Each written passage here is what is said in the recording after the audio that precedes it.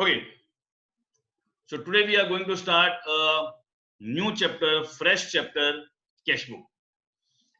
And अब तक हमने जो पढ़ा है, दो पार्ट पढ़े हैं. हमने पढ़ा है जर्नल, हमने पढ़ा है लेजर.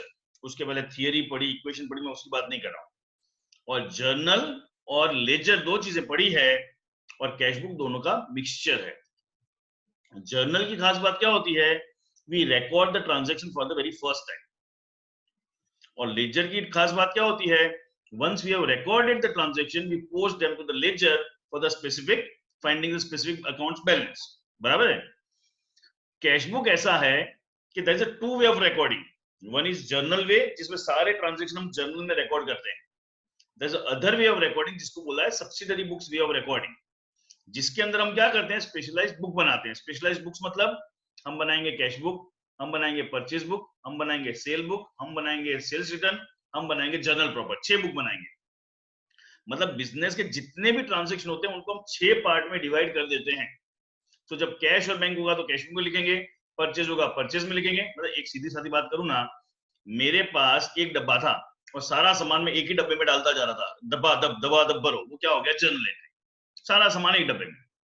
अब मुझे अक्ल है कि सारा सामान एक डब्बे में भरता हूं तो आगे जाके मेरे लिए मुश्किल होती है.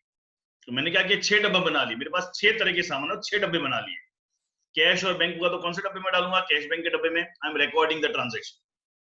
ठीक है. अगर परचेज होगा तो परचेज में, but not all the purchase credit purchase. Cash purchase तो कहां पे आ जाएगा? कैश बुक में. फिर भी ये purchase sale, purchase and sales अभी क्लियर नहीं, मैं उसमें नहीं जा रहा हूं. आज हम फोकस कौन से कर रहे हैं? पहले डब्बे पे. हम पहले डब्बे पे फोकस कर. पहले डब्बे का नाम है cash book. So cash book जब बनाएंगे तो हमारा फोकस सिर्फ और सिर्फ 2 तरह के ट्रांजैक्शन पे रहेगा. Rather I should say only one, जिसमें पैसा है. पैसा समझते हो ना? पैसा पैसा पैसा पैसा उस पर रहेगा ना. पैसा कुड बी कैश, पैसा कुड बी बैंक. तो जिस ट्रांजैक्शन में कैश और बैंक होगा हम सिर्फ वही ट्रांजैक्शन रिकॉर्ड करेंगे. जिसमें कैश और बैंक नहीं होगा वो ट्रांजैक्शन हम रिकॉर्ड नहीं करेंगे. The only concept, only transaction we will be focusing on cash. Now these are specialist. Journal was journalist. होता ना फैमिली फिजिशियन. आंख दुख रही है देख लेगा, कान दुख रही है देख लेगा, बुखार आया है देख लेगा, खांसी आई देख लेगा. जर्नल सब कुछ चेक कर लेता है. Journal every transaction. Subsidiary books में 6 बुक बनती है. They are specialist. तो हम पहले स्पेशलिस्ट को आज पढ़ेंगे. उस स्पेशलिस्ट का नाम क्या है? Cash book. बराबर है. अगर मैं हार्ट सर्जन के पास जाता हूं, मेरे को बुखार आ रही है तो चेक नहीं करेगा, वो सिर्फ हार्ट की चीजें ही चेक करेगा. मैं न्यूरो सर्जन के पास जाता हूं, वो दिमाग का डॉक्टर होता है, वो सिर्फ दिमाग चेक करेगा, पूरा बॉडी चेक नहीं करेगा. तो आज हम जो शुरू करने जा रहे हैं, क्या शुरू कर रहे हैं? Cash book. सिर्फ will be focusing on the cash and bank part. Fine. With this introduction I share the screen and as I always say, सबसे इंपॉर्टेंट पार्ट क्या होता है? The most important part for our, क्या बोलते हैं, accountancy is the format. So I am ready with this format. मैं ready, format बना के रेडी हूं. अब this is a mixture of journal laser. तो इसका फॉर्मेट आपको बहुत हद तक जर्नल के, लेजर के जैसा दिखेगा. So this is 1 page. ये पूरा एक पेज है. मैं पेज पे नहीं बना के एक्सेल में बना रहा, तो कंफ्यूज मत होना. This is 1 page. ये जो मैंने कवर किया है एक पेज है. लेजर की तरफ पेज को 2 पार्ट में डिवाइड कर दिया. Debit side, credit side. Clear है? So that's what I did.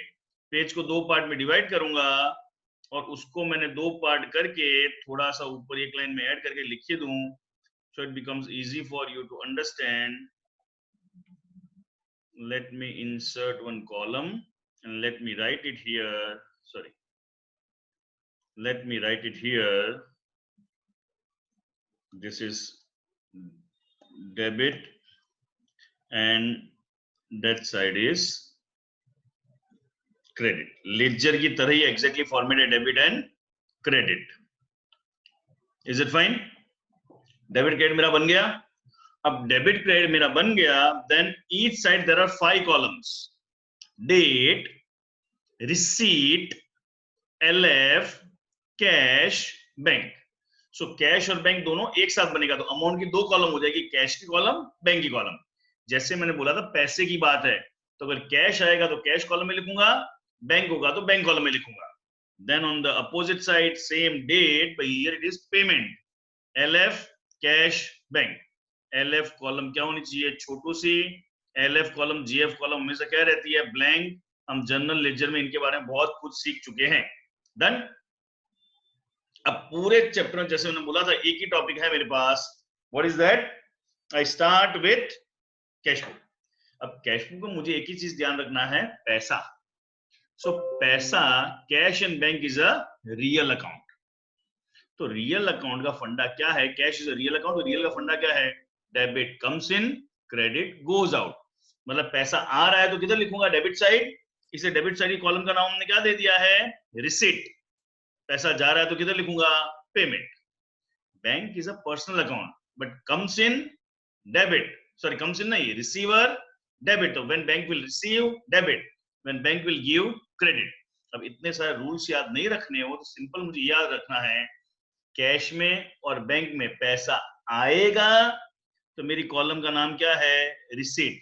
थोड़ा इसको हाईलाइट कर देता हूं तो अपने फोकस में आ जाइए. और पैसा जाएगा तो किस तरफ लिखूंगा? Payment side, that is payment. That's it. मतलब अगर मैं कोई भी ट्रांजैक्शन बोलता हूं, सीधा आपके दिमाग में यहाँ क्या आना चाहिए? पैसा आ रहा है कि जा रहा है?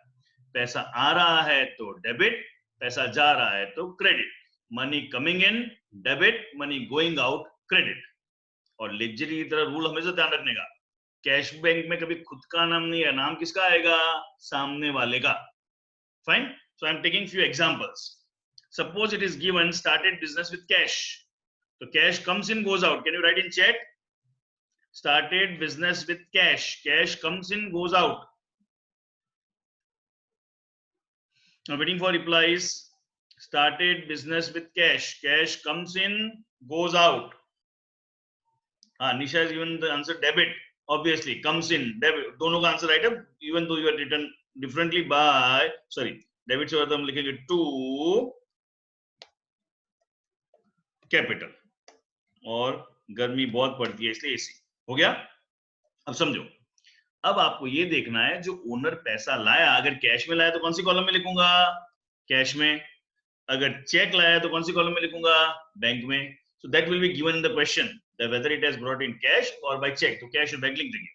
बट पहला फंडा, पैसा आया कि गया. फिर बोला है purchase goods for cash. Purchase good for cash. पैसा आया कि गया? Purchase goods for cash. पैसा आया कि गया? जी, गया. Very simple. आप ए और जी लिख देना. आया मतलब ए मतलब आया, जी मतलब गया. लंबा चौड़ा को टाइप करने की जरूरत नहीं है. सो गया तो आई will right by purchase account. How much? Cash बोला इसलिए कहां पे लिखूंगा? 10,000. क्लियर है? ओके. अमाउंट में ऐसे रैंडम लिख रहा हूं. फिर बोला है bought furniture by cheque. Bought furniture by cheque. पैसा आया कि गया? बॉट फर्नीचर बाय चेक, गया. Nisha, I am also expecting your answers. तो पैसा गया तो पेमेंट साइड बाय फर्नीचर. गर्मी बहुत है इसलिए AC. कितना? चेक है इसलिए कहां पे लिखूंगा? बैंक में. Simple. So first step is clear. पैसा आया, पैसा गया. अब इसमें 2-3 ट्विस्ट है, वो हम समझ लेते हैं. देखो, whenever I start a chapter, I don't teach chapter in bits and pieces. मैं ये पहले लेक्चर के अंदर पूरा चैप्टर ही सिखा दूंगा. नॉर्मल टीचर्स क्या करते हैं? दे कीप ऑन टीचिंग अ सम. एक सम सीखा, दूसरा सम सीखा, तीसरा सम सीखा, चौथा सम सीखा. नहीं, my way of teaching is I teach the chapter. फिर हम सब जब जो भी हमने सीखा है, जब सम्स करेंगे तो उसकी अपने आप सारी प्रैक्टिस होती जाएगी. तो रूल 1 हमने क्या सीखा? रूल 1 हमने सीख लिया. आया तो डेबिट, गया तो क्रेडिट. थोड़ा इंग्लिश भी लिख देते हैं. If coming in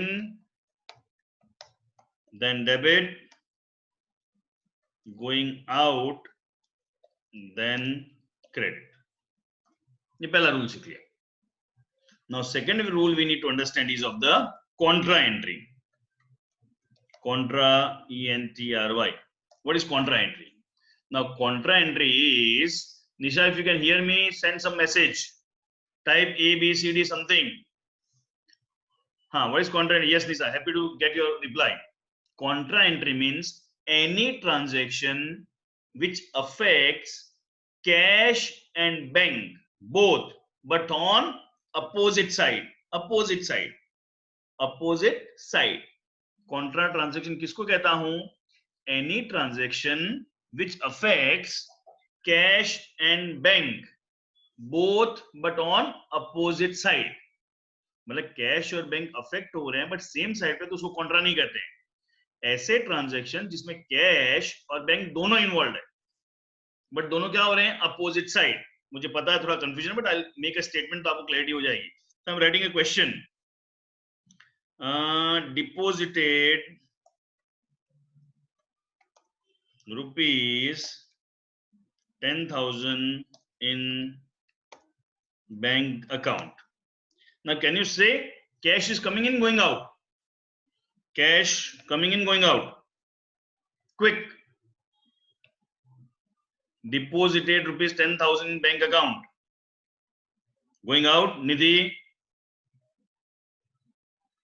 Nidhi going out, coming in नहीं है बेटा। और आप जी और वो सी, वो कमिंग मतलब सी, गोइंग मतलब जी, इतना ही लिखो। डिपोजिटेड 10,000 इन बैंक, कैश आया क्या गया? निधि अगेन थिंक, मैंने पैसे डिपॉजिट किए बैंक में, तो पैसा रोकड़ा कैश आया क्या गया? गया। So it is goes out. Clear है? So it is out. Clear है? बैंक में पैसा आया कि गया? Comes in goes out. Better we go for English only, नहीं तो कंफ्यूजन हो रहा है। Bank comes in goes out. Nisha, I'll take your queries later. Note it down and just listen. You will got every query clear. Bank comes in, goes out. दोनों are writing C. It is comes, sorry,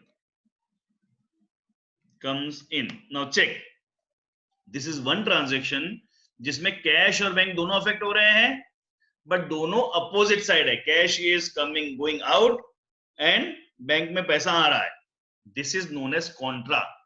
Contra में वापस repeat कर रहा हूं, any transaction in which cash account and bank account both are affected but on opposite side, that type of transaction is known as contra transaction. जैसे यहां पे हुआ। सो मैं क्या करूंगा? 10,000 रुपीज है, कैश आउट है, तो कैश में से पैसा गया, आउट है तो आउट साइड लिखूंगा। बैंक में पैसा आया तो बैंक में किस साइड लिखूंगा? Receipt side. और नाम बैंक है तो नाम किसका आएगा? कैश।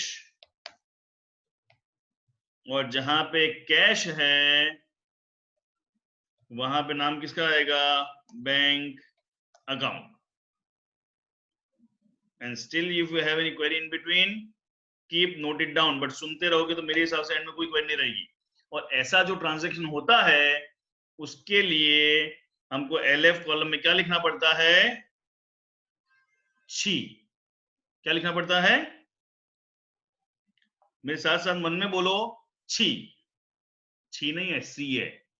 छी इसलिए बोल रहा हूं, थोड़ा सा ट्विस्ट वाला है। छी ट्रांजैक्शन, अरे अच्छी है, ये इजी नहीं है। वापस समझो, कॉन्ट्रा किसको कहते हैं? In any transaction, cash and bank both are affected, but on opposite side. So let me write it, explain it here only. Contra transaction के लिए मैं लिख दूं, when cash and bank both are affected in same transaction, but on opposite side. Cash और bank दोनों affect होते हैं, but दोनों अफेक्ट कैसे होते हैं? Both gets affected on opposite side. Let me make it proper.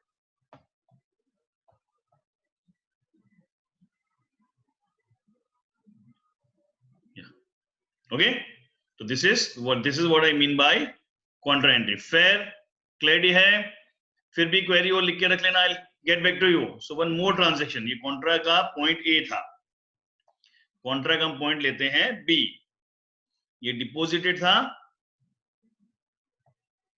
Now make it withdrew rupees 5,000 from bank, withdraw किया again cash bank, दोनों अफेक्ट होंगे यस और नो? मैंने बैंक से पैसे विड्रॉ किए तो कैश और बैंक दोनों अफेक्ट होंगे, राइट यस और नो? वाई और N? I am waiting for your reply, Y और एन?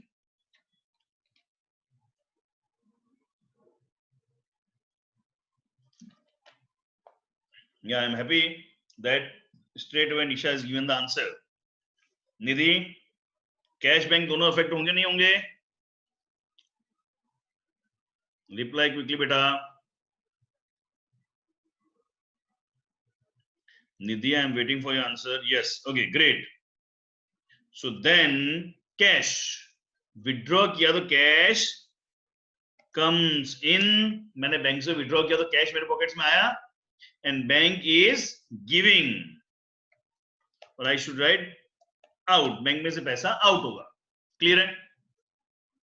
सो अब इसको कैसे लूंगा, कैश कम्स इन तो कैश में लिखूंगा डेबिट साइड 5,000, बैंक में से आउट तो बैंक में पेमेंट साइड, बैंक है तो नाम बाय कैश, और कैश है तो नाम टू बैंक अकाउंट, क्लियर है? और जब भी कॉन्ट्रा होता है तो एलएफ कॉलम में क्या लिखते हैं, छी, क्लियर है? So if you have got query in contra, raise your hand, I'll take your query. If anybody having query in contra, raise your hand, I'll take query. But मेरे हिसाब से अच्छे सुना है तो query होना मुश्किल है, फिर भी you can have, you can ask. Contra clear है? If you have got query, raise your hand, else I'll move ahead. तो first point हमने समझा, second point समझा, you have made a mistake on credit side. What Nisha? Bank में से पैसे गए, cash में आया, कैश है तो बैंक, बैंक है तो कैश, बोलो कहाँ मिस्टेक है? You can raise your hand and speak, just a second. या Nisha? Sir to bank account थोड़ी ना आएगा, बाय बैंक अकाउंट आएगा ना। वापस कौन से कॉलम में अमाउंट है? कैश कॉलम में है। यहाँ पे कॉलम कौन सी है? बैंक। बैंक है तो नाम किसका आएगा? कैश। खुद में खुद का नाम नहीं आता है। यहाँ कौन सी कॉलम है? कैश, नाम किसका आएगा? बैंक। वही बोलो। तो सर आपने बाकी सब जगह पे बाय लिखा है, एक जगह पे टू लिखा है, तो कोई एक, sorry that's my mistake, it is by, वो बाय है, टू बाय में मिस्टेक है, ठीक है? हाँ बस वही देखना। Okay got that, thank you.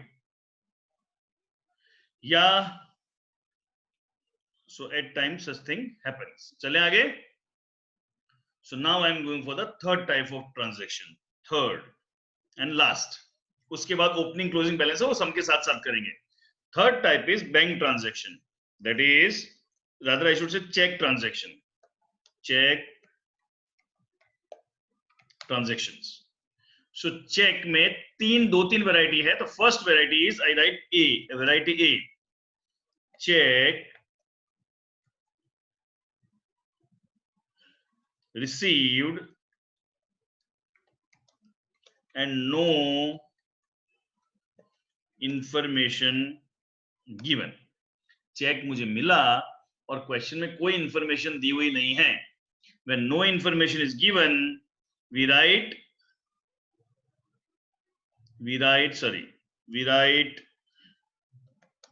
direct in bank column, ठीक है? And second is check received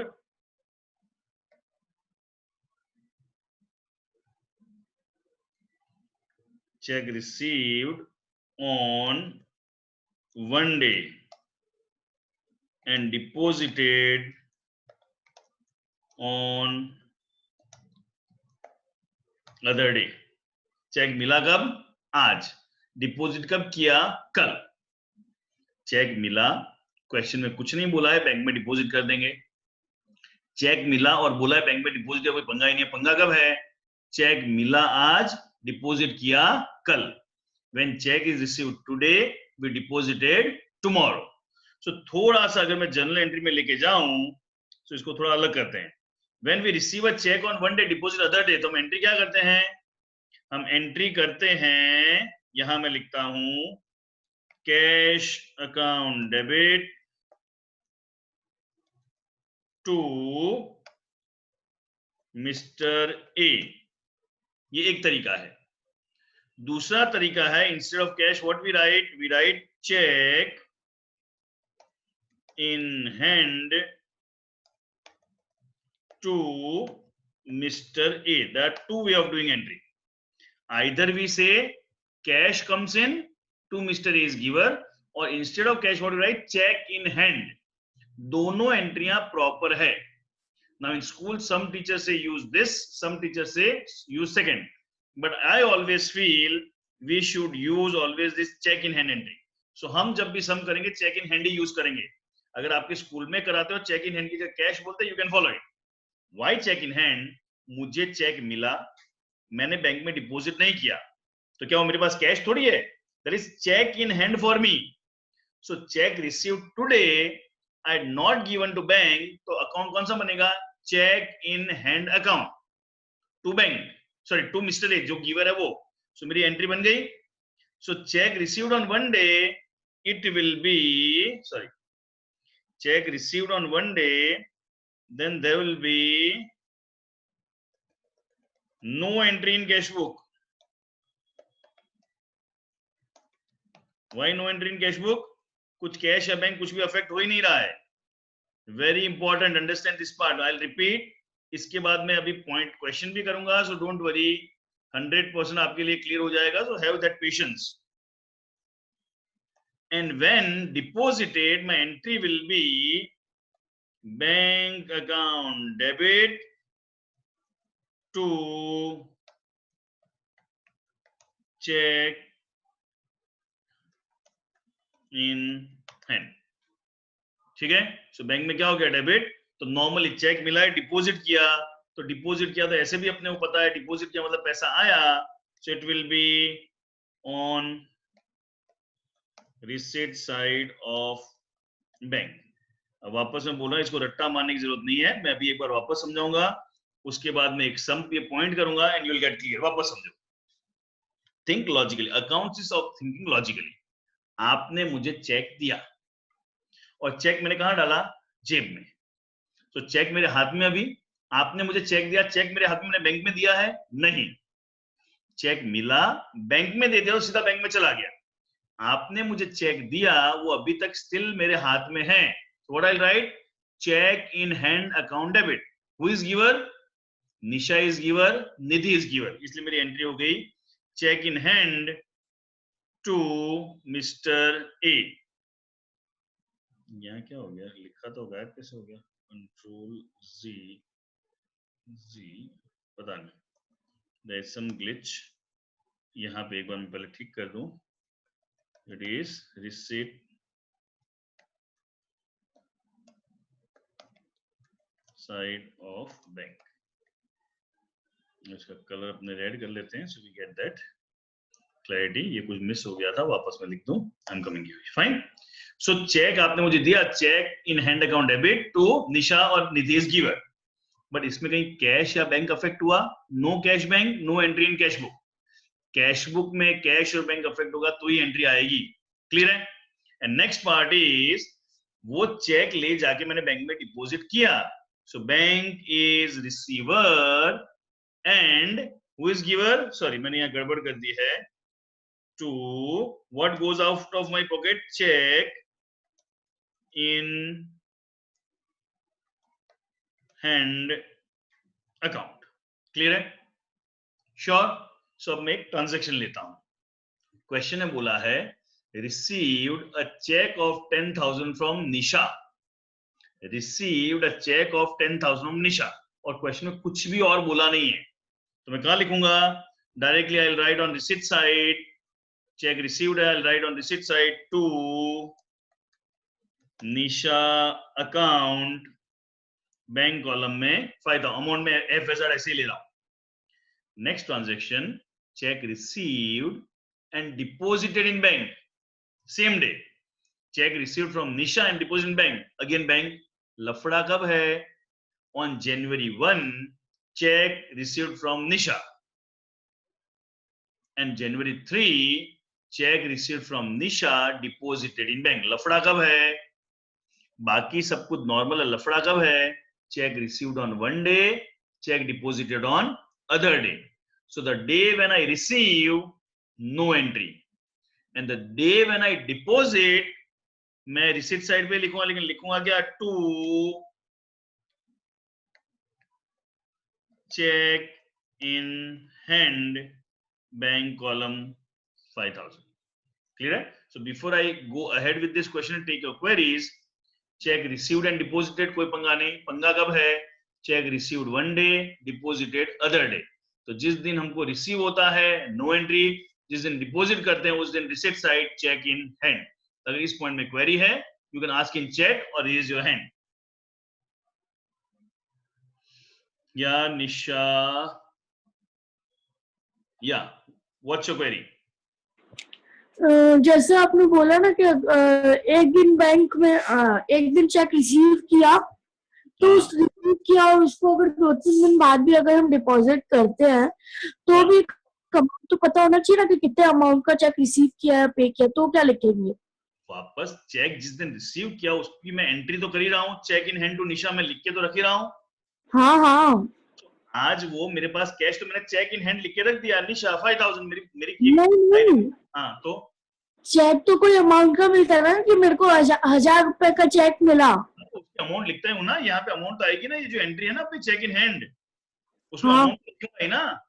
okay, आप एग्जांपल में नहीं दिए बस। हाँ, मैंने अमाउंट नहीं, दोनों में एक जर्नल एंट्री करूंगा तो उसमें एंट्री में अमाउंट तो आएगी ही, ये तो मैंने अमाउंट लिखी नहीं है। गॉट?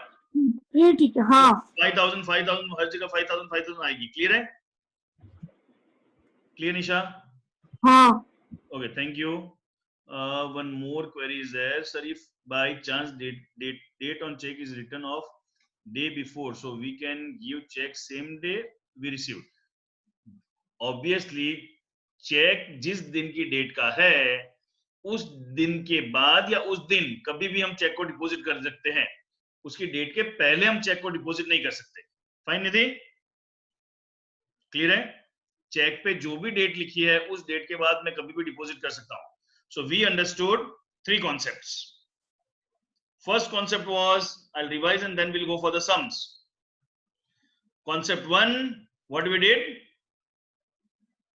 मैं इसको एक बार क्लोज करता हूं। Concept 1 we understood, cash book में पैसा आया तो डेबिट, गया तो credit, that was concept 1। Second concept we understood is contra entry. Contra entry means when cash account and bank account both are affected on opposite side, in that case cash आया तो debit side, गया तो credit side. Cash है तो नाम bank का, bank है तो नाम कैश का, और LF कॉलम में क्या लिखते हैं? C. C stands for contra. Third concept हमने समझा, cheque received and deposit in bank, directly हम रिसीट साइड लिख देते हैं। पंगा कब है? Cheque received on one day, deposited on other day. तो जिस दिन रिसीव होता है उस दिन कैश बुक में नो एंट्री, मैं नो एंट्री नहीं बोला हूं, कैश बुक में नो एंट्री, तो कैश इफेक्ट नहीं हो रहा है। और जिस दिन डिपॉजिट करेंगे उस दिन रिसीट साइड लिखेंगे, तो इन पर्टिकुलर्स में क्या लिखेंगे? Cheque in hand. अब इसके अलावा छोटे छोटे पॉइंट है जो सब में क्लियर होंगे। और दूसरा, स्टार्टिंग ओपनिंग बैलेंस का कॉन्सेप्ट होता है और लास्ट में क्लोजिंग बैलेंस फाइंड करने का फंडा होता है। उसके अलावा कैश बुक में और कुछ भी नहीं सीखना है। सो ये 3 कॉन्सेप्ट के अलावा हमको छोटे छोटे पॉइंट कुछ आएंगे, वो सम में सीखेंगे। 2 इंपॉर्टेंट कॉन्सेप्ट और सम के साथ सीखेंगे। पहला कॉन्सेप्ट है ओपनिंग बैलेंस कैसे लिखते हैं, that will learn through sum, जो नेक्स्ट करेंगे, नेक्स्ट जो क्वेश्चन करेंगे उसके अंदर हम समझेंगे। और दूसरा, लास्ट में लेजर की तरह बैलेंस फाइंड करना होता है। तो बैलेंस हमने लेजर में सीखा हुआ है, बट कैश बुक में लेजर फाइंड करना वो हम सम के साथ सीखेंगे। So as such explanation part complete है। ओपनिंग बैलेंस कैसे लिखना है, क्लोजिंग बैलेंस कैसे लिखना है, वो हम सम के साथ समझेंगे। क्लियर है? So here we stop our explanation part. I'll catch you again with the